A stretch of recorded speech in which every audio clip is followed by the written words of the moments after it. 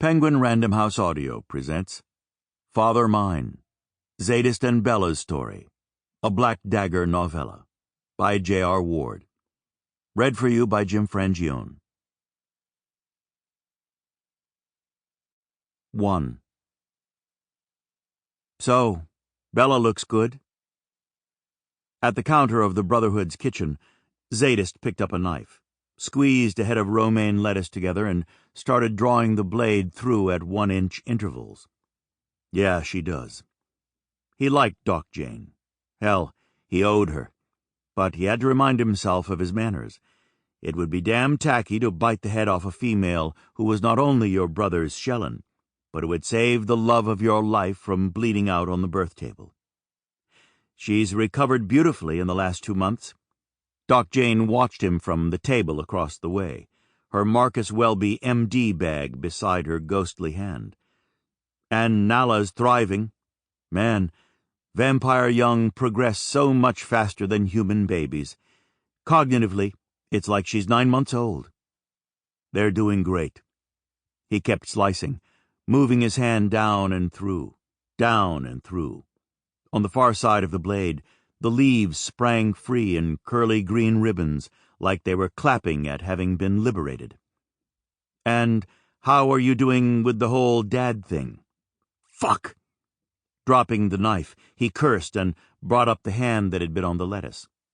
The cut was deep, down to the bone, and his blood was red as it welled up and dripped off his skin. Doc Jane came over to him. Okay, let's get you to the sink. To her credit, she didn't touch him on the arm or try to lead him with a push on his shoulder blade. She just loomed and pointed the way to Kohlerland. He still didn't like anyone but Bella putting their hands on his body, although he had made some progress. Now, if the contact was unexpected, his first move wasn't going for a concealed weapon and capping whoever had let their palms do the walking. When they were in front of the sink, Doc Jane cranked the thing's throttle over and fired it back so that there was a warm rush landing in the deep porcelain belly. Under, she said. He extended his arm and put his thumb into the hot water. The slice burned like a bitch, but he didn't wince. Let me guess. Bella asked you to come talk to me just now? Nope. When he shot her a look, the good doctor shook her head. I examined her and the baby. That was it. Well, good, because I'm fine. Had a feeling you'd say that. Doc Jane crossed her arms over her chest and regarded him with a stare that made him want to build a brick wall between the two of them. Whether in a solid state or translucent, as she was at the moment, it didn't matter. When you got eyeballed by the female like this, it was as if you'd been sandblasted. No wonder she and V got along. She did mention you won't feed from her. Z shrugged. Nalla needs what her body can provide more than I do. It's not an either-or situation, though. Bella's young and healthy, and she has great eating habits. And you've let her feed. Of course. Anything for her. Her and her baby. There was a long silence. Then, maybe you want to talk to Mary? About what? He shut the water off and shook his palm out over the sink. Just because I'm respectful of the demands on my shellan, you think I need a shrink? What the hell? He snapped a paper towel free from the roll mounted under the cabinets and dried his hand. Who's the salad for, Z? The doctor asked. What? The salad. Who's it for?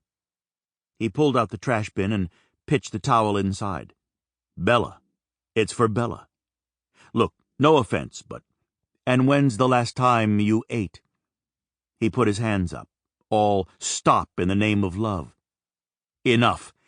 I know you mean well, but I'm a short fuse, and the last thing any of us needs is vicious coming after me because I snapped at you. I get your point. Look at your hand. He glanced down. Blood was running from the pad of his thumb onto his wrist and his forearm. If he hadn't had a short-sleeved shirt on, the shit would have been pooling at his elbow. Instead, it was trickling onto the terracotta tile. Doc Jane's voice was annoyingly level, her logic offensively sound. You are in a dangerous line of work where you rely on your body to do things that keep you from getting killed. You don't want to talk to Mary? Fine. But you need to make some concessions physically.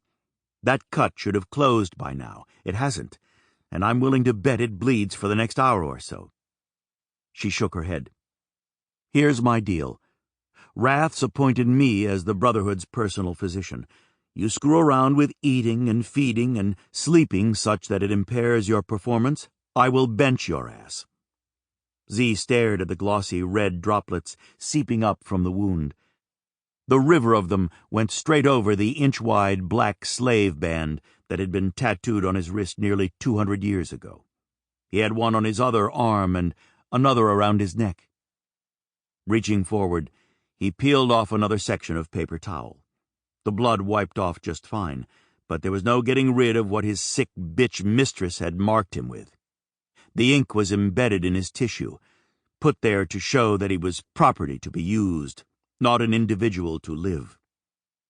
For no good reason, he thought of Nalla's infant skin, so incredibly smooth and completely unmarred. Everyone remarked on how soft it was. Bella, all his brothers, all the shellans of the house. It was one of the first things they commented on when they held her.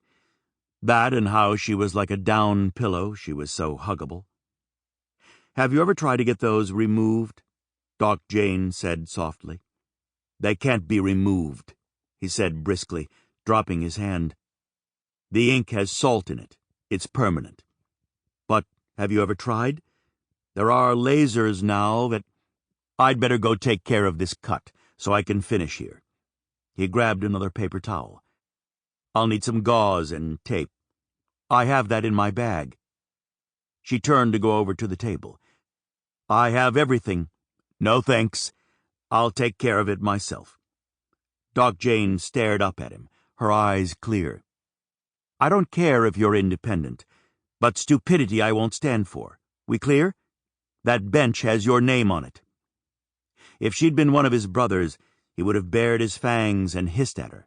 But he couldn't do that to Doc Jane, and not just because she was a female. Thing was, there was nothing to push back at with her. She was just objective medical opinion.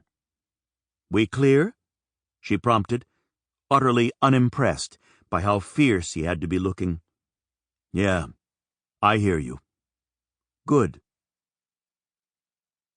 He has these nightmares.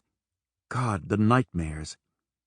Bella leaned down and stuffed the dirty diaper into the bin. On the way back up, she snagged another Huggies from under the dressing table and brought out the talc and the baby wipes. Palming Nalla's ankles, she hipped up her daughter's little butt, did a fast and dash sweep with the cloth, sprinkled some powder, then slid the fresh diaper into place. From across the nursery, Fury's voice was low. Nightmares about being a blood slave? Has to be it? She put Nalla's clean bottom down and taped up the sides of the Huggies. Because he won't talk to me about it? Has he been eating? Feeding? Bella shook her head as she did up the snaps on Nalla's onesie. The thing was pastel pink and had a white skull and crossbones appliqued on it. Not much on the food, and no on feeding. It's like, I don't know, the day she was born, he seemed so amazed and engaged and happy. But then some kind of switch was triggered and he just closed up. It's almost as bad as it was in the beginning. She stared down at Nalla, who was patting at the pattern on her little chest. I'm sorry I asked you to come down here. I just don't know what else to do. I'm glad you did. I'm always there for you both. You know that. Cradling Nalla on her shoulder, she turned around.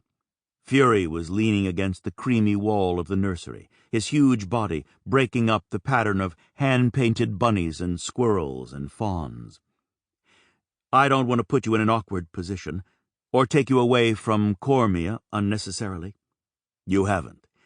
He shook his head, his multicolored hair gleaming.